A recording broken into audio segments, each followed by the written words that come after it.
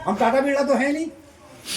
हाँ, मैं मानता हूँ घर के ब्रिगेडियर सभी हैं, मैं भी हूँ और आप भी हैं, लेकिन मैं हमारे अरेवाई एआई के सचिव महोदय से अनुरोध करूँगा, 2-4 सप्ताह के समय का मौका घर ही जाना है, तो अपने छोटे नातना थोड़ा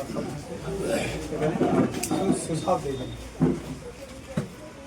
सभी लोगों को नमस्कार। कैसे हैं? ठीक हैं? ठीक है।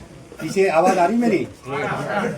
तो मेरा नाम नारायण सिंह बिष्ट है, मैं उत्तराखंड के अल्मोड़ा से रहने वाला हूँ और मैं 26 असम राइफल में 27 साल 7 महीने नौकरी करके 2017 में मैं रिटायर हुआ था।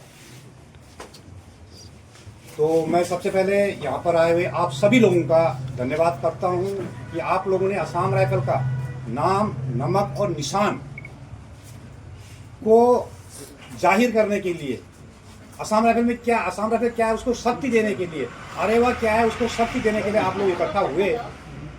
और धन्यवाद करता हूँ यहाँ पर जो हमारे सुल्तान पुकन साहब, उनकी मैडम और अपने, सॉरी मैं नाम तो नहीं बता पाऊंगा, मुस्तफ़ा साहब और आप सभी का।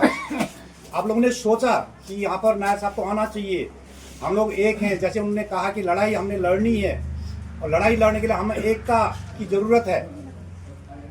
उन्होंने आपको अच्छे से ब्रीफ किया, हुकुम साहब ने बता दिया है। इनके मार्गदर्शन में मैं चाहूँगा कि एज ए नेशनल सेक्रेटरी, क्योंकि संगठन को बनाना ये मेरा दायित्व है, तो मैं इसलिए कहूँगा कि ये हुकुम साहब और अपने मुस्तफ़ा साहब के नेतृत्व में आप लोग हमारे हर आदमी को, हर हमारी उस वीर नारी को, हर वीरों को संगठन से जोड़ेंगे। संगठन क्यों बनाया गया, इससे हमें क्या फायदे हुए और निकट भविष्य में क्या होने वाला है, इसके लिए विस्तार से हमारे संगठन के अध्यक्ष महोदय सूबेदार वीटी नायर साहब बताएंगे आपको। मैं ज़्यादा समय नहीं लूँगा आप लोगों का, लेकिन आप लोग से अनुरोध करूँगा कि जितने भी आपके दायरे में लोग हैं, आपके साथ में नौकरी किए हुए, आपके कोर्स में, आपके वैसे भी जान पहचान वाले फलानी यूनिट का संपर्क में तो लोग रहते हैं, तो उनको जोड़िए, उनको गाइड कीजिए। भाई तुम कहाँ के रहने वाले हो? पौड़ी का रहने वाला है, ठीक है, तूने मेंबरशिप लिया? मैं नहीं लिया। क्यों नहीं लिया? जीसीएस ले रहा है? किसने दिलाया? पूछिए उसको, क्वेश्चन कीजिए। सीएचडी दारू तो ले रहा है, शाम को चाहिए, किसने दिलाया? सुबेदार वीटी नायर ने। तो और लड़ाई लड़ रहा है, तेरे को आगे की जो सुविधाएं उसके लड़ाई लड़ रहा है, उसमें तो नंबर 1 में लाइन लगाएगा, लेकिन मेंबरशिप तूने लिया नहीं। क्यों नहीं लिया? बताइए। क्योंकि आपका साथ का है, आप तू मैं भी करोगे तो बुरा नहीं मानेगा। तो उनको बताइए। अगर वो बोलेगा मेरे को पता नहीं है, तो बोले ठीक है, नेशनल सेक्रेटरी है नारायण सिंह बिष्ट, उसका नंबर देता हूँ, वो आपको फोन करें। मैं खुद फोन करूंगा उनको, जहाँ के हैं वहीं उनको मेंबरशिप दिलाऊंगा। क्योंकि आज हिंदुस्तान प्लस नेपाल में हर जगह के लोग मेरे पास हैं, सर्विसमैन भी मेरे पास हैं, वो लोग भी कॉल करते हैं, मेरे पापा है, मेरे ससुर जी, मेरे फलाना आदमी, मेरे अंकल है, सर कहाँ से दिलाना है, तो मैं सजेस्ट कर देता हूँ। ये जिम्मेदारी मैं आप लोगों को दे रहा हूँ और महिला, ये हमारी जो माताएं बहनें आ रखी हैं उनको भी दे रहा हूँ। जो भी हमारी वीर नारी वीरो साहब नहीं है तो उनको बताइए। जब वो आगे आएंगे पता चलेगा कि इनको क्या कमियां हैं। ऑफिस में आएंगे, 20 साहब के पास, अपने एमपी साहब के पास आएंगे, मुस्तफ़ा साहब से मिलेंगे, अपने फुकुन साहब से मिलेंगे, तब तो ये देखेंगे कि तुमसे ये मिलना चाहिए था, ये नहीं मिला, तेरा ये गलत है, ये सुधारना है, सुधारने की कोशिश ये करेंगे। इनसे हो पाएगा ठीक है, नहीं हो पाएगा मेरे पास आएगा, मैं अपनी तरफ से कोशिश करूँगा, मैं नायर साहब को बताऊँगा, वो काम कहीं न कहीं से होगा। बशर्ते कि उसको जागरूकता आप लोगों को फैलानी है, उसको जागरूक होना पड़ेगा कि मैंने अपने अधिकार लेने हैं। तो ये मैं आपको जिम्मेदारी दे जा रहा हूँ, इसलिए दे जा रहा हूँ कि संगठन का राष्ट्रीय सचिव का दायित्व मेरे पास है। तब तक मैं आप लोगों को बताऊँ।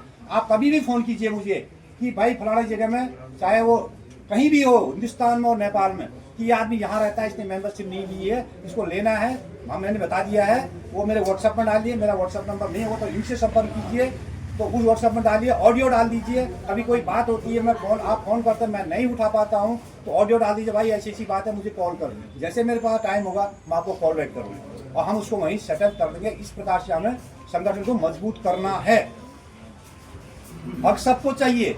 अब हम फौजी नहीं है कि हम कोने से बैठ के देखेंगे, मीट कट रहा है तो लाइन लगा के सबसे आगे लाइन लगा दूंगा, और दारू बढ़ रही है मैं जाऊंगा नहीं वर्किंग, लेकिन दारू में लाइन लगा दूंगा, ऐसा नहीं। यहाँ आप लड़ेंगे तो मिलेगा, आप नहीं लड़ेंगे तो नहीं मिलेगा, ये बात है। जहाँ तक ईसीएच और सीएचडी की बातें हैं, वो केस व्यक्तिगत तौर पर सुबेदार नायर साहब ने असम राइफल के लिए लड़ा था, इसलिए सारे असम राइफल के जो भी एक्समैन हैं या जो होंगे वो उसका बेनिफिट ले रहे हैं। लेकिन जो अब ये हम दिल्ली हाईकोर्ट में केस लड़े पिछले 8 साल से, उसमें वही आदमी उसका बेनिफिशियरी है जो मेंबर है, क्योंकि वो Assam rifle act servicemen welfare association की तरफ से केस लड़ा जा रहा है। इससे पहले जो ईसीएस और सीएजी का केस लड़ा गया था वो सुबेदार बीटी नायर की तरफ से लड़ा गया था अपने नाम से कि पूरी असम राइफल को ये हमको ये मिलना चाहिए। लेकिन अब वो नहीं है, अब है असम राइफल हमारा संगठन है, संगठन के नाम से वो लड़ाई लड़ी जा रही है और संगठन में आपने मेंबरशिप ले रखी है, आपका नाम हमारे पास एंट्री है, हम उसको कोर्ट में अपडेट करते हैं तो आप उसके अधिकारी हैं। एक चीज और बता दो, आप उन सब लोगों को बता देना, जैसे अभी कहा 300 आदमी, मुस्तफा साहब ने बताया कि 300 आदमी है, लेकिन यहाँ पर इतने आदमी कोई बात नहीं, रिमोट इलाका है, हमारे आदमी बूढ़े हैं नहीं आ पाए ऐसी बात नहीं, लेकिन उनके बच्चे तो आ सकते हैं, वो तो इनसे संपर्क कर सकते हैं, लेकिन वो भी नहीं आए। चलो कोई बड़ी बात नहीं, यहाँ पर ट्रांसपोर्टिंग की भी तो दिक्कत है, आने जाने में पहाड़ी इलाका है, रिमोट इलाका है, लेकिन आए बगाए आपने संपर्क करना है, उनको बुलाना है यहाँ पर, और अपनी इमेज आपको बनानी खुद है। आज तक इमेज क्या, हम फौज में क्या करते थे, लड़ाई लड़ते थे कैसे, प्लाटून या कंपनी मूव करके लड़ाई लड़ती थी, वहाँ एक ऑर्डर में लड़ती थी। लेकिन यहाँ भी हमने उसी तरीके से एक संगठन, हमारा एक प्लाटून समझिए या यूनिट समझिए या ब्रिगेड सोचिए, ये जो सोचिए, उसके कमांडर वीटी नायर साहब, वो जैसे आदेश पारित करेंगे मेरे को, मैं करूँगा यहाँ पर, आपने सहयोग करके उनका साथ देना है। जब वो हैं तब मैं हूँ, जब मैं हूँ तब ये हैं, तब हम कैसे खड़े हैं, जब आप हैं। आप साथ नहीं होगे तो आगे कुछ नहीं होगा। अगर हम आज टूट गए, हमने अपना संगठन छोड़ दिया, तो हम जहाँ थे वहाँ से भी नीचे जाएंगे और लोग हम लोग ठूकेंगे, कहीं से बड़े कोर्ट में गए थे ये लोग, 8 साल लड़ाई लड़ कुछ नहीं हुआ। अब हम कोर्ट में हैं, आप लोगों का सहयोग रहेगा, कोर्ट में गए हैं, एक न एक दिन कुछ न कुछ तो होगा, जो भी होगा वो पक्का होगा। अब कोर्ट का मामला आपको पता है, टाइम लगता है उसमें, हम इतने इंपॉर्टेंट नहीं है, ना हमारे पास इतना पैसा है, ना हमारे पास इतनी बड़ी पकड़ है, लेकिन कोर्ट में फैसला बहुत जल्दी हो जाएगा। तो इस प्रकार की बात आप बताइए, माता की बहन जी लोग जो भी आ रखी हैं, हमारी जो भी वीर नारियां हैं, जो आसार लोग नहीं हैं, उनके क्या परेशानी, अपने कागज लेके जा, ठीक है, पेंशन मिल गया, वही बहुत बड़ी चीज नहीं है, कितनी मिल रही है, क्या क्या मिलना चाहिए था। अभी हमारे पास एक केस आ रहा है, ये ओखा से कोई नायब सुधार साहब, वो एक्सपायर हो गए, 2 साल हो गए, 3 बच्चे हैं, तीनों पढ़ाई कर रहे हैं, मैडम की 2 साल से पेंशन बंद है। और किसी ने नंबर है, कोई सर्विस ने मेरा नंबर दिया आज से 10 दिन पहले, बोला सर ऐसी बात है, मैंने कहा नंबर भेजा, मैडम को बात किया, मैंने कहा क्या हुआ था, मैंने कहा आपको पता है बीआरओ है आपका, सब कुछ पेंशन क्यों बंद हुई, तो था ही सर ना, बोला हमको कचरा कौन से। मैंने कहा कि साहब को बताया, साहब ने बोला उनको बुलाओ दिमापुर। मैंने अभी सुबह भी फोन किया, वो पहुंचने वाली है, वहाँ पर सुबेदार मेजर साहब है, एक हमारा आओ साहब है और एक किरण साहब है, कोई राणा जी।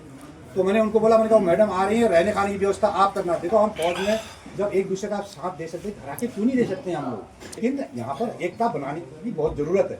मैंने कहा उनको मैडम आएंगी, उनका रहने खाने की व्यवस्था करना, पुलिस नायर साहब जैसे टाइम होगा तो दीमापुर में मिलेंगे, अगर में मिलना होगा तो हम गाड़ी भेजेंगे तो वहाँ उनका वो जो केस, जैसे केस पकड़ के ले चल रहे हैं, वो केस वहाँ पे लेके जाएंगे। एक जगह क्या होता है, साहब अभी साहब है, आप लोग भी ध्यान से सुन लीजिए, आपने कभी भी ये चेक किया कि मैडम का नाम सही है, स्पेलिंग सही है, हमारे सामने भैया से